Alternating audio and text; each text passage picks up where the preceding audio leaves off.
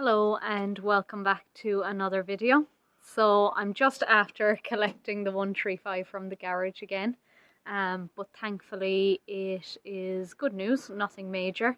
The issue was with the crankshaft seal.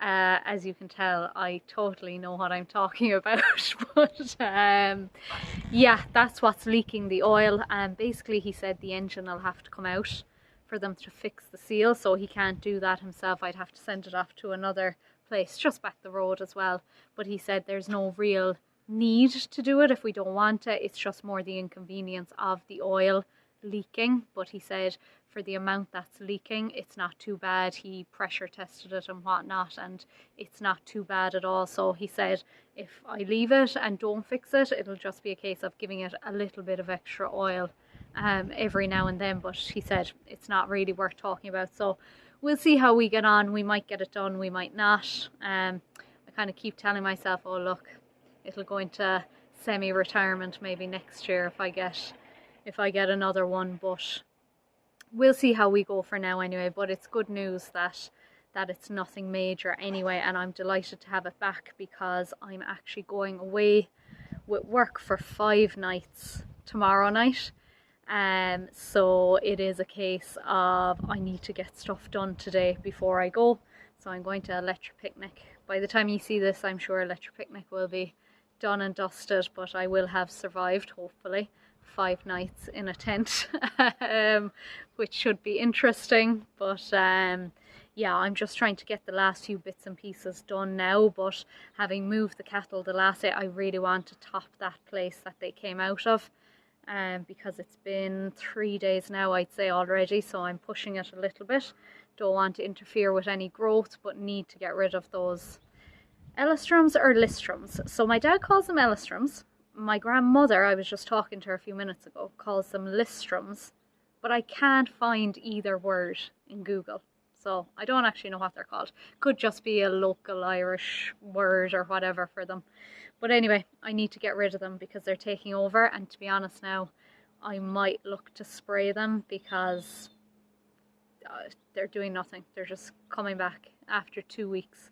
It allows the grass to come up with them, but they're just annoying to look at. So I think I might put on the old spray, but we'll see. We'll see what I do. So that'll be the first job I do anyway. And then I just need to set up some wires and stuff like that. Rob's going to look after the place for the 5 nights with Dad. But yeah, I'll just need to have everything set up and then just give the instructions. So he'll be making notes while I'm gone. Yeah, so that's it anyway to start with. So I'll get the topping done and then we'll go and see the cattle, and I'll show you a few bits and pieces that we're doing now at the moment as well.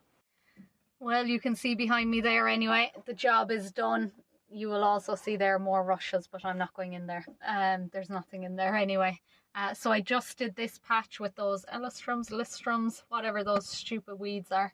And I took some rushes as well. Dad told me don't bother taking the rushes, they're weak, they're fine, but sure, I couldn't drive around them, so I took the whole lot. And then I looked up at the gate and could see him there in the gate or watching me.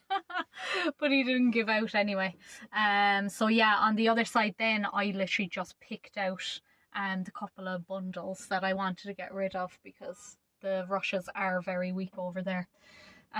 So yeah, hopefully we'll have growth here. We've nice growth down below where they've been out of, I'd say, nearly a month now, if not longer. So when they're done where they are in probably 2.5, 3 weeks time, no, good 3 weeks time, they'll go down there and they'll work their way up to here. So yeah, it'll be interesting to see now what the grass situation will be come late October, November, because we've been very comfortable for a good while now, so we'll see when things start to slow. But if we got a few sunny days now in the next week or so, we'd be laughing. But anyway, that's the topping done. I've had a lot of people commenting on the topping again. I love the topper. I think it has made a massive difference. maybe not even so much to this place, but to the place that the cattle are in. Between the topping and the bit of muck that I spread, I can't get over that place. And I'll show it to you there when I go in to move the fence in a while. But I'm telling you, there was never grass like that as long as I'm around. So look, the topping, the muck, the fact that we have cattle in there now.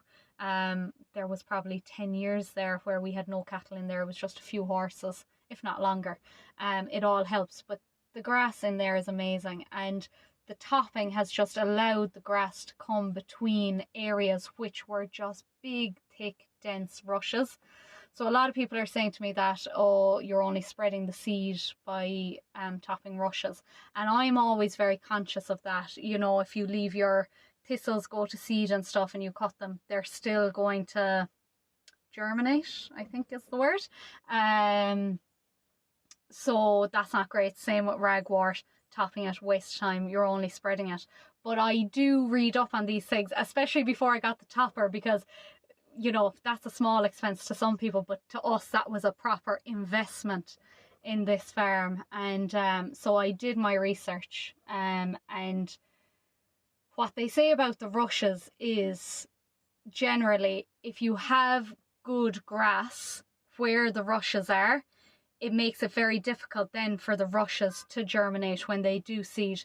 So what I'm trying to do with the topping of the rushes is to just allow the grass to grow between the rushes, which is what I've been able to do, thankfully, and I'll show you examples across the way.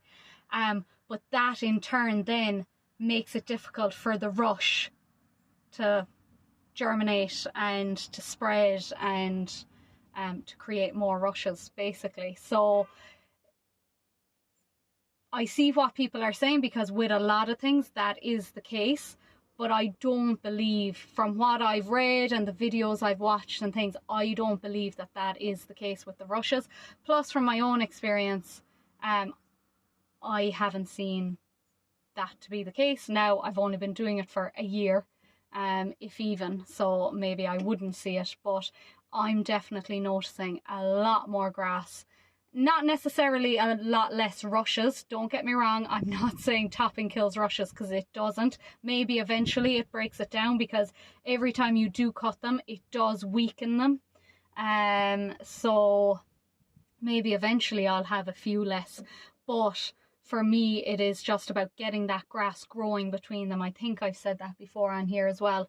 But that in turn stops the rushes from spreading and from germinating and from, well, they've already kind of taken over, so I can't say from taking over. Maybe we should have been doing this 20 years ago. Well, we should have. But and look as well, I've no doubt, I've said it before again, I know spraying is the way to get rid of them. I'm aware of that. But yeah, a lot of people are still asking why I don't spray. Main reasons. Number one, don't love spraying. Just don't love it. Second of all, I don't have a spraying license, which is something that I will get, or else Dad will get, so that maybe someday we can get a weed licker, which I think I would prefer anyway. I do believe they're safer than sprayers, from what I've read as well. I might be wrong there. And then third of all, people just say get someone in to spray it, and that's absolutely fine, but that's another bill, and that's what it is, you know. And when you're doing what we're doing here, you can't afford another bill, and that's just it. Because I can say, oh, I'll get a fella in to cut back this, I'll get him in to cut that, I'll get him in to spray this field, that field. But at the end of the day, you've slurry to get out, you've silage to cut, you've lime to put out. We want to do a big job down here, just gut the whole lot with all those furze bushes and stuff. That's more money.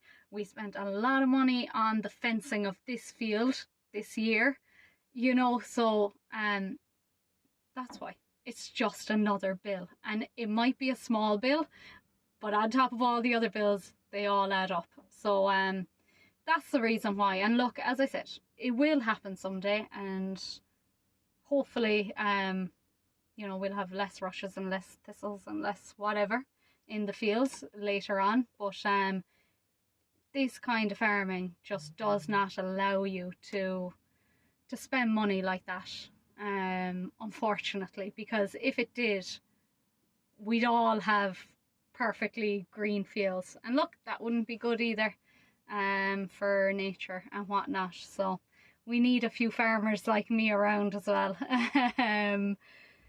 Yeah, so that's that for this job. I'm going to go up, I'm going to wash down the topper because probably won't use it for a while now, I think.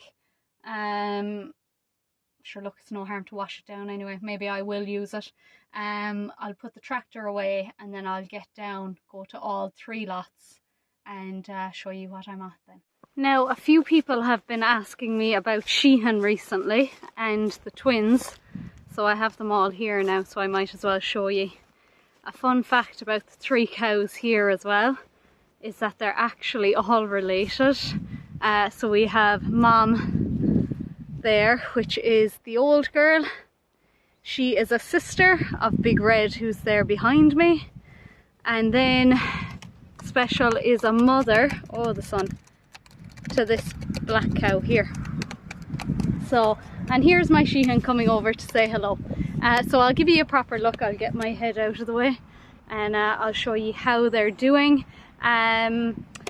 Big Red is still recovering from her foot problem, her hoof problem, but she seems to be doing okay. She's doing a lot less of that kind of stretching out of the back legs. It seems like one seems to be pretty good, and then the other one that's still bandaged up is taking a bit more time, but that's no surprise because it looked bad, my poor girl. It just didn't heal itself at all that time, so needs another few days with the bandage now. Oh, Sheehan, you're too big for that now. And hopefully then she'll be on the mend. But yeah, I'll give you a look here now of this lot. I'll try and give you a look at Sheehan in a minute, but he's stuck to me like glue at the moment. So that's Big Red. God, she's lovely. And we have the calves feeding now, or at least one of them. There's Big Black and her little one, Sinead. Wild is an understatement. So here we go. This is the lad that was the bigger of the 2. Oh, Big Black. Oh, Big Black. That's so rude. Where is he? This lad. He was the bigger of the 2, but I think he is now smaller than this guy. I will have mentioned that in a previous video as well, but this guy seems to be absolutely flying it. Yeah, so that's the 2 of them. Sheehan, stand there now so people can look at you. No, he can't. He can't. That's Mom. She's doing all right. She seems to be a lot better since she got her hoof done. But with the size of Sheehan now, he just needs to be weaned. So hopefully in the next 2 weeks we're going to wean him. He did not take to the nuts at all though, which is disappointing because it would have been nice to have him on the nuts before we take him from her. I'm going to keep trying, but he's just not a fan, unfortunately, whatever it is.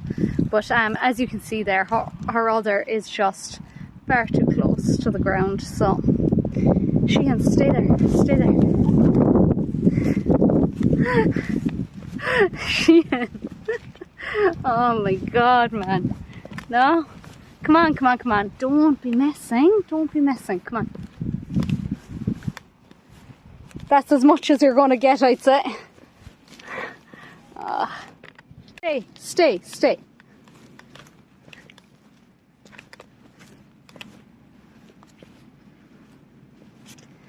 Without a doubt the biggest pet I've ever had, and I cannot show you him properly because every time I move, he moves.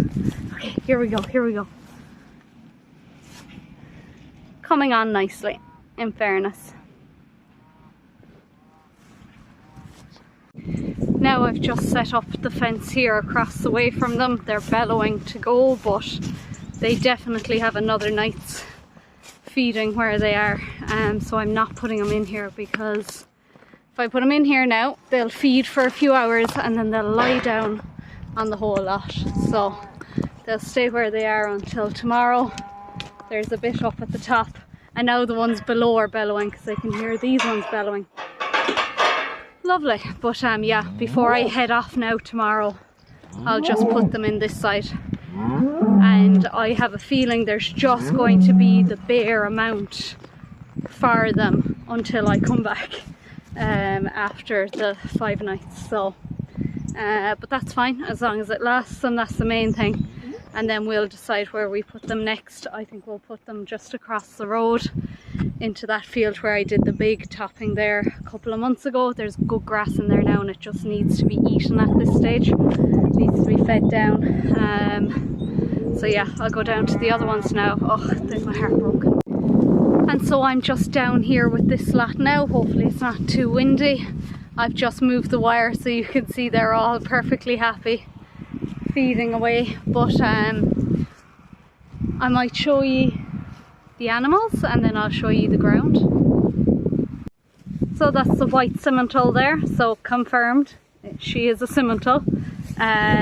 Coming on really well. I have a feeling she's going to be just like her mother and her grandmother, the way she's going. She's a big animal. This is Norma, that most people know, Nervous Norma, and that's her calf there. Again, nothing wrong with her. We have Little Red, who is the pretty girl. She just has the most beautiful markings. You can still see the scar from her C-section there 3 years ago, 4 years ago, and that's her calf there, the limousine, mad as a hatter. That's Snowflake there, the white simmental's mother, Michelle, and that is Michelle's calf, who has still got a bit of a niggle in her back leg. It doesn't seem to be impacting her when she's walking or trotting around the place or anything, but I just do see she's lying down a bit more than I would like. The flies are at them now today, but lovely calf, so really hoping it's nothing major, and when she gets a little bit bigger we might be able to catch her and have a look at her. But you can see there, there's just something not right there in the back leg. But anyway, that's her. That's the second calf now of Michelle that has had a leg problem, and it looks to be similar to the other one. So I don't know, is it she's pucking them or what? But anyway, while we're here, this is kind of what I want to show you with the rushes. So there's no denying there are plenty of rushes in here, but because I topped them and they're so weak, look at the grass and look at the cows, they're perfectly happy. Ignore that ugly thistle there. But the cows are delighted with it. There's actually better grass over. I'm sure they'll find it in a minute, but getting rid of the rushes here has been great. It just allows the light into the grass to allow the grass to grow, and it gives space for the grass to grow as well.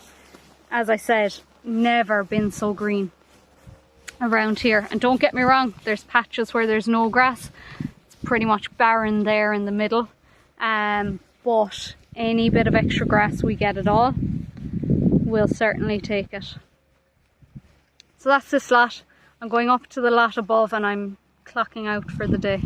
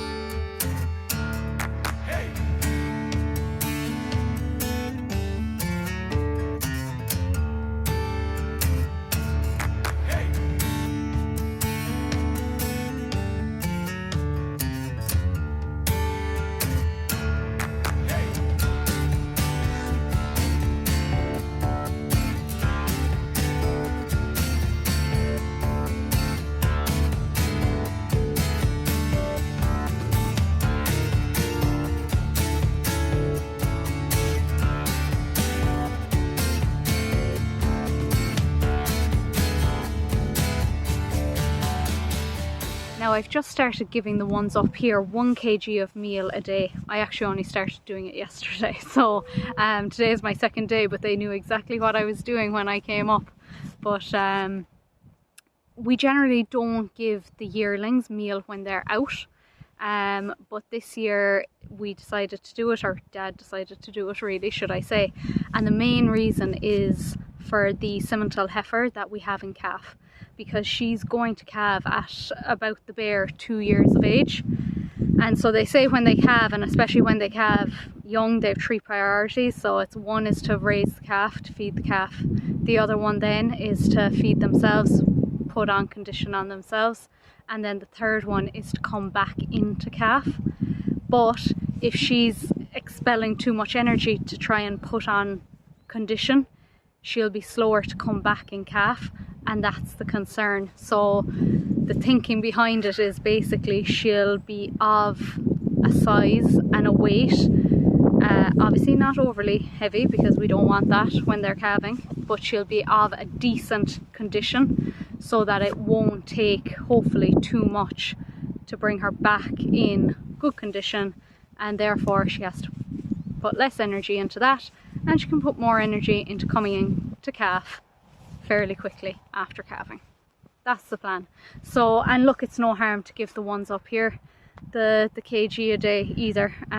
Won't do them any harm anyway. So yeah, we'll see how that goes. I'm sure I might update you and see how they are getting on. They're all very curious here now, but that's the last job from me for the day anyway. Show you them there. Yeah, they're all looking decent in fairness. That Angus is really good, but again she's out of the white Charlie below, who is out of the big black cow, so it's all good genes really. But yeah, that's it. I'm going to leave that video there.